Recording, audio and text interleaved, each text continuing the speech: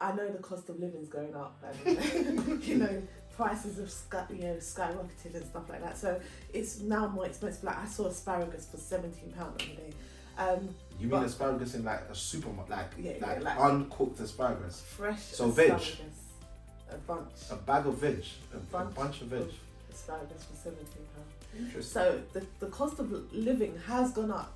And in comparison, even with that in mind, in comparison to other things, property can be seen as a very expensive investment purchase, whatever you call it. Yep. Why does it seem so expensive to get into property? I think another good question we should think about as we answer the question, why does it seem so expensive to invest in property, is why does it cost so much to go to university? I think that's a good question. Like I studied 4 degrees. You studied 2 degrees. Yeah. So I think a great question everyone should be asking is, why does it cost so much to to go to university? And it's even interesting the way that I just said invest, because nobody says go invest in university. No one. So maybe something of interest is for us to think about what the word invest means. Because invest means to put something in with the intention and hope to get something, or usually more, out.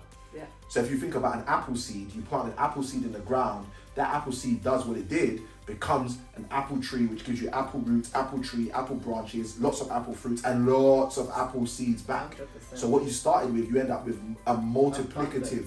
Yeah. If investing is done in order to get way more back out, what I don't get is, why does it cost so much to go to university? Because here's the reality.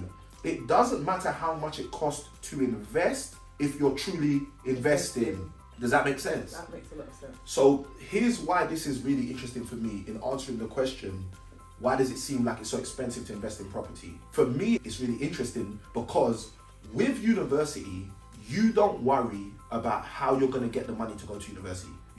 I said a moment ago, I studied 4 degrees. My first degree, my undergraduate degree, at that time, it was like £3,000 per year to go to uni, and you would be able to get, I think, a student loan for the fees, student loan for kind of like living expenses.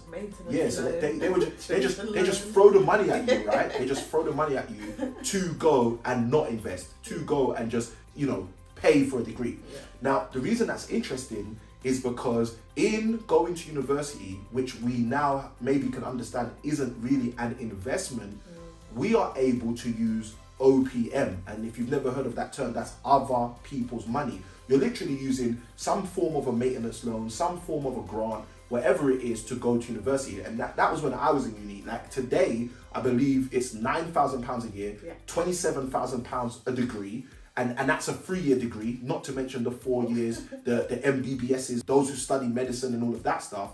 But that's literally, for a 3-year degree, £27,000. Now, there are properties you can buy, and even before you even get into properties you can buy, there are properties you can definitely get invested in with way less than £27,000 once you know how to.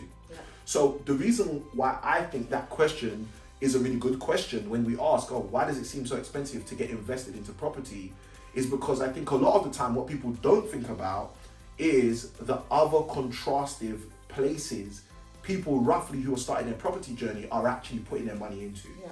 So a thing I think is really interesting is driving. So how did you first learn how to drive? I was terrified of the thought of driving, but when I finally did get over the fear, I learned to drive by going to a driving school. All right, awesome. So I had my dad literally give me some deep insights. Like I used to sit in the back of the car and he used to say stuff like, you have to know what the other drivers are doing before they know what they're doing. Okay, so I had that level of training, but my first practical experience driving was with my older brother's friend who started giving me some lessons. Now, the reason I asked that is because what most people don't realize is investing in property is just like learning how to drive. And especially when we're talking about using other people's money. And the reason I say that is because I submit to you, and you can tell me if I'm right or wrong, I submit to you that you never owned a car whilst you learned how to drive.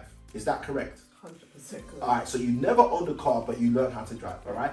I'm exactly the same, all right? So again, I don't know about you, but I'm exactly the same. I never owned a car when I learned how to drive. So I submit to you a second thing. I submit to you that you never knew how to drive until you learn how to drive. Is that correct? 100%. All right, cool. Because that's the same for me, and I'm sure that's the same for you, right? So we never owned cars before we knew how to drive, and we never knew how to drive until we learned how to drive, which is exactly the same as using other people's money in property. You see, in property, just like learning how to drive, you get to jump in, utilize a resource before you necessarily even have your own. And the reason you're able to do that is simply because it's all about your resourcefulness more than it is about your resources. So no matter how expensive it seems it is to invest in property, the reality is once you tap into your resourcefulness, you will no longer be worried about how much resources you have, because your resourcefulness will always infinitely outmatch your resources. I think that's amazing, especially when you consider the fact that property is an investment. You know, it's from history, it's told us that property gives returns. Whereas for me, university was just an expensive party, because when you go there, you're encouraged to party as much as you can, get involved in the culture, you know, and it's just an expensive party because at the end of the 3 years or 5 years or 7 years, you're left with the debt of it and not the returns, in my experience. One of the things that's interesting is being based in the UK, what many people don't realise is the debts that UK residents who go to university in the UK end up with are substantially less than the kind of debts that our counterparts in the US of A end up with.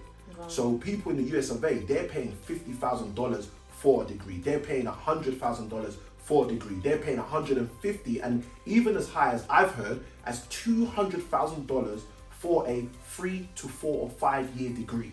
So you think of it now from that perspective. If you're someone who said it's expensive to invest in property, well, what's the alternative? Is the alternative going and spending £27,000 to get yourself a degree that after 2 years of getting that degree, A, it's obsolete, B, you're not going to use it, or to our counterparts in the US, going to get yourself a $100,000, $200,000 5-year degree and finding out that it's literally useless a year or two after you end up getting it. And as a man once said on a property show that I watched, crazy money.